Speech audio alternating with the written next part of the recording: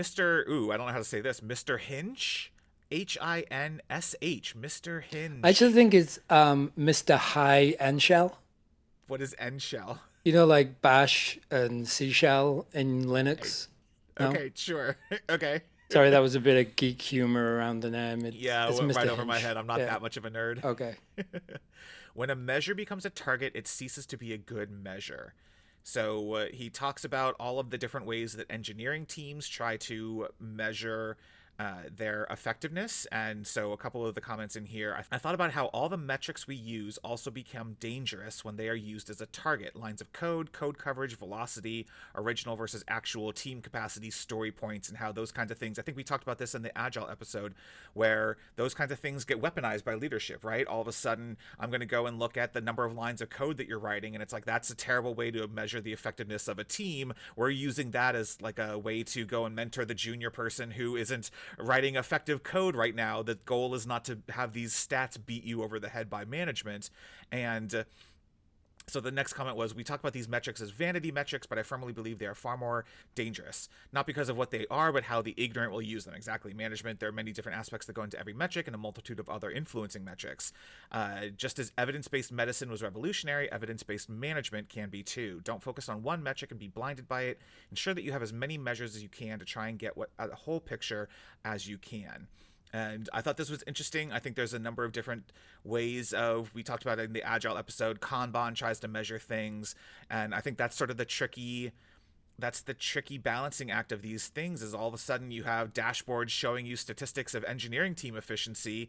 And there's a lot of cases where management uses that incorrectly, but they can be helpful tools if you have good managers and good people trying to figure out, oh, okay, this stat is not a thing I'm going to go weaponize against Andrew. It's a way for me to go and mentor Andrew and have him write more effective code next time. I don't know. I think there's an interesting thing here, which is a lot of our engineering stats get in the way, actually, but they can be helpful when they're not. I don't know. I don't know what the right answer is here. You're making a face. Yeah, no, because I'm wondering, like, it's a weird. I always think about this, like being in an environment and a culture where you've reached a level of sophistication that you even have these metrics. Sure. Because a lot of companies don't, right? We've all Right. been at companies where they've got so many fires and so many other things. Like they haven't found a way to measure this stuff. Right. So that's the good news, right? Like, hey, you're in a place where it's so sophisticated, you have these numbers. You don't Right. like the way they're being used, maybe. So it's like, Sure. okay, cool, but recognize like you're 90% of the way to Nirvana. Compared to a Sure. lot of other companies. So I wouldn't stress too much about the numbers. And then also, if you have the numbers, you can sort of spend the time to go show the value. So when I look at lines of code, like, yeah, lines of code, but actually, if you look at, was it cyclomatic complexity? Like, Sure. how complex is our application? How easy is it to modify? How quickly can we onboard engineers? So I can think of specific places where those values might apply. Like, hey, people onboarding into this code is not going to be easy because Right. blah. Even like code duplication, like, yeah, go look at the APIs and don't worry if you read two or three, that is 80% duplicated throughout all the entities. So a junior coming in, so there's value in these individual numbers, and it just sounds like this person doesn't like the fact they're being added and maybe used to tell like a future, right? So yeah, it sounds a bit whiny. Well, I mean, it is one of those things, like, I would not want my engineering team to be somehow like, oh, you didn't get your quarterly bonus because your velocity this quarter was 20% slower, and no one's taking into account, sure, because we hired 3 kids out of college and we spent the first half of the quarter getting them up to speed on the code base. Of course our velocity is slower right now. Like, what are the types of measures that would be good for a team? And so one of the comments in the Reddit thread was, ways of trying to figure out, are there things that you could measure for engineering teams that are tied to customer value? Are your iterations, are your sprints, are your Kanban boards, whatever it is, are you getting towards better value, and it's okay that the first three iterations failed, because by the time you got to the fourth one, the benefit to the user, to the customer or whatever, was more effective. I don't know what that means in terms of engineering stats. I don't know if you I I don't know. Whenever I've managed engineering teams, I was never in the company that had the time to figure out these stats, so it never really mattered to me. I don't know that you've ever gotten to the point that you have a strong opinion about some of these kinds of things, but I was curious if there's something that would be beneficial to try and measure in your teams, even if you aren't measuring lines of code, code coverage, all of that kind of stuff. Is there something that you could go back to management and be like, look, one of the things that came up in the thread was DORA metrics, deployment frequency, lead time for changes, change failure rate, and time to restore service. I didn't love any of those, but there are other frameworks out there trying to identify how to measure an engineering team's effectiveness in a way that doesn't suck and can't be used as like a cudgel against people. Yeah, the challenge, and I have worked in places where we've had various versions of these. Like cyclomatic complexity is a big one for me. Certainly when I'm onboarding into a place, because the same tools that I can get those metrics from are actually super handy when you're reviewing code anyway. So like I do Sure. get like, hey, by the way, this is 80% redundant code, blah blah blah. Um, what's interesting about this one that just popped into my head too is the Dora metrics is interesting. I like that one because it does start to play into something we talked about when we were discussing the CrowdStrike outage, Sure. like recovery time objective, recovery point objective, right? Right. The challenge is, I think those numbers are going to be amazing and they're super critical. But actually, the challenge is that two different stakeholders own them. And those stakeholders are usually what you would say is quote unquote IT. And the other one is Right. engineering. And those Right. two worlds have not bled together like DevOps has bled into engineering. Right. Um, I think there's probably some ops that some places that have certain types of ops because NetOps, DevOps, DevSecOps, Cloud Ops. Somebody's probably cracked that, right? But Sure. that is interesting because when you look at like the recovery point objective, like getting the data back to a place where the customer is not broken anymore and it's the Right. state they were in right before the outage, I've never seen a good effort between the tech debt on engineering Right. and the work IT have to do to recover the system. Yeah, I've never seen that. I did have a note in here. I do think product management also sometimes gets stuck on this when it's trying to evaluate its KPIs for how you want to measure the effectiveness of a feature.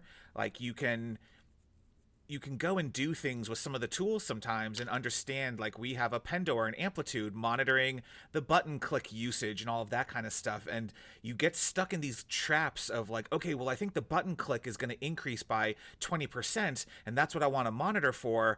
Maybe okay, but why is the button click increase important? Because you're trying to get people to sign up, you're trying to get people to launch the thing in the system, you're trying to get them to execute whatever. What's the value you're giving to them? I don't love when KPIs get stuck on like, oh, I've got the little JavaScript annotation monitoring whether or not the XYZ stat got higher. No, no, no, you wanted to do that because of something else. Measure the something else. You know, you just reminded me then, one of my favorite interview questions, and Hmm. it's not, I won't say I agree with it. I don't really have a strong opinion of how right or wrong it is, but my favorite interview question that I was asked on this subject was explain metrics and KPIs as they relate to measuring feature success, right? And Sure. I tried to answer it scientifically and da, da, da. And and then the next question was sort of like which one's the most important, like, you know, and the answer that was given back to me was, what about the customer's happiness? And then we got into it and it was like I loved this conversation because Right. the guy was asking me, like, do any of these matter if the customer's happy or not, right? Like I got to Right. measure the customer's happiness. Like all these metrics and KPIs could look amazing, but they don't match the mood of the customer. Yep. And I loved that. It was a great way to step out of the science for a minute and think of it like, yeah, you're right. Like Right.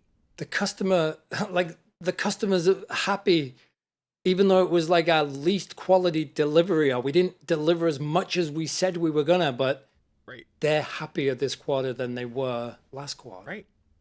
So it's interesting. There's a lot of times where I probably sometimes get too stuck on the software tools helping us visualize and see all of this. But there are cases where I wish a lot of our software did a better job of, when you're in the weeds working on the user story to write the new screen that has the new button on it, can you very quickly, easily follow the path back through the KPI, which is we want to see the screen get submitted 20% more, up to the reason for that is because renewals are down and we want to get more people renewing. And so we think that if they can do this faster, they're going to be happier and we're going to, right? Like, we don't have the chain all the way back to the top of like, why were we doing this? Not because we wanted the query to run faster, and we wanted the query to run faster because we wanted the screen to load faster, and we wanted the screen to load faster because we did, right? Like, the chain gets lost. And so a lot of the times I don't know that everyone is engineering things towards that actual value. Is the user happy? Is the customer happy? And happiness isn't always the right metric, but it is one of the more common ones that you could try to be thinking about. And yeah, I don't know that we support product people and engineers and QA people and everyone in this life cycle of always keeping that in mind. Yeah. Yeah, and it's interesting too. Like I think of like one of the toughest jobs I had. And I think we talk about it in a little on one of the next questions. But running IT in aviation, right? That is one of the most stressful jobs I've ever done. Sure. And just highly complex. And I remember early on, the customers never really happy, right? Because they're airlines. There's always something going wrong, like Sure. COVID, oh, CrowdStrike. Like it's just aviation. It's expensive Right. and it's stressful. Um, and we were having some challenges with stability. But I think the greatest change we made was not with software, it was my availability as head of IT to be available to them in person, like real time, Hmm. right? And they said, I remember talking to one of the big European airlines, and they said, "Look, we know you have challenges, but we feel a lot better now that we have you and the COO Sure. on speed dial and as many face-to-face conversations as we've had.